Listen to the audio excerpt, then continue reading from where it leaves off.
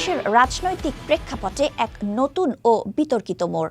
আওয়ামী লীগের কার্যক্রম নিষিদ্ধ হওয়ার পর এবার দলটির নেতাকর্মীদের শুধু মাঠেই নয়, ভার্চুয়াল জগতেও কঠোর নিয়ন্ত্রণের আওতায় আনা হচ্ছে। সরকারের নতুন পদক্ষেপ অনুযায়ী ফেসবুক ও ইউটিউবে আওয়ামী লীগের পক্ষে কোনো কথা বললেই গ্রেপ্তার হতে পারেন সংশ্লিষ্ট ব্যক্তি। এমনকি বিদেশে অবস্থান করেও যদি কেউ দলটির সমর্থনে পোস্ট দেন বা মন্তব্য করেন, তাদের বিরুদ্ধেও মামলা দায়ের করা হবে। এতদিন আওয়ামী লীগের নেতাকর্মীদের গ্রেপ্তার নিয়ে আইনি প্রশ্ন থাকলেও দলটির কার্যক্রম নিষিদ্ধ হওয়ায় পুলিশ এখন সেই দ্বিধা থেকে মুক্ত। একটি নির্ভরযোগ্য পুলিশ সূত্রের খবর অনুযায়ী সোমবার সরকারি আদেশ জারির পরই পুলিশ সদর দপ্তর থেকে মাঠ পর্যায়ের কর্মকর্তাদের কাছে গ্রেপ্তারের সুস্পষ্ট নির্দেশনা পাঠানো হবে। সরকারের আদেশ অমান্যকারী যে কেউ সে গোপন বৈঠক, সমাবেশ বা মিছিল যেখানেই হোক না কেন গ্রেফতারের আওতায় আসবে। এতদিন অনেক পুলিশ কর্মকর্তা আইনি জটিলতার আশঙ্কায় আওয়ামী লীগের মিছিলে সরাসরি হস্তক্ষেপ করতে দ্বিধাবোধ করতেন, কিন্তু এই নিষেধাজ্ঞার পর পরিস্থিতি সম্পূর্ণ ভিন্ন হতে চলেছে।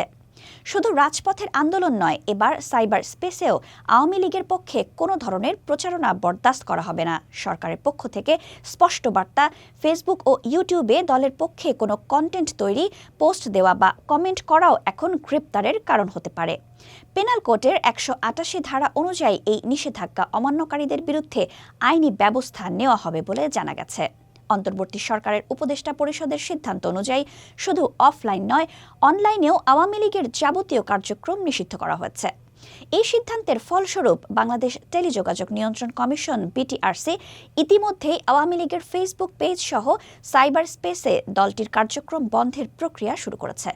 ডাক, টেলিযোগাযোগ ও তথ্য প্রযুক্তি মন্ত্রণালয়ে দায়িত্বপ্রাপ্ত প্রধান উপদেষ্টার বিশেষ সহকারী ফয়েজ আহমদ তৈয়ব জানিয়েছেন, উপদেষ্টা পরিষদের সিদ্ধান্তের পরিপত্র জারির পরই বিটিআরসির মাধ্যমে মেটা সহ অন্যান্য অনলাইন প্ল্যাটফর্মের কাছে আনুষ্ঠানিকভাবে পেজগুলো বন্ধের অনুরোধ পাঠানো হবে। প্রায় ৪০ লক্ষ ফলোয়ার সমৃদ্ধ বাংলাদেশ আওয়ামী লীগ এর ভেরিফাইড ফেসবুক পেজটিও এই নিষেধাজ্ঞার আওতায় পড়ছে। রাজনৈতিক বিশ্লেষকদের মতে আওয়ামী লীগের কার্যক্রম নিষিদ্ধ করার এই সিদ্ধান্ত পুলিশের জন্য আইনি জটিলতা অনেকাংশে দূর করবে।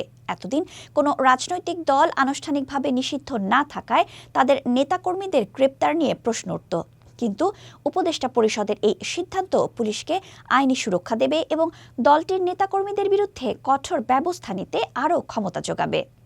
তবে সরকারের এই পদক্ষেপ ইতিমধ্যেই বিভিন্ন মহলে বিতর্ক ও সমালোচনার জন্ম দিয়েছে। অনেকেই মনে করছেন, মুক্ত মত প্রকাশ এবং রাজনৈতিক অধিকারের ক্ষেত্রে এই ধরনের ব্যাপক নিষেধাজ্ঞা অগণতান্ত্রিক এবং সংবিধান পরিপন্থী।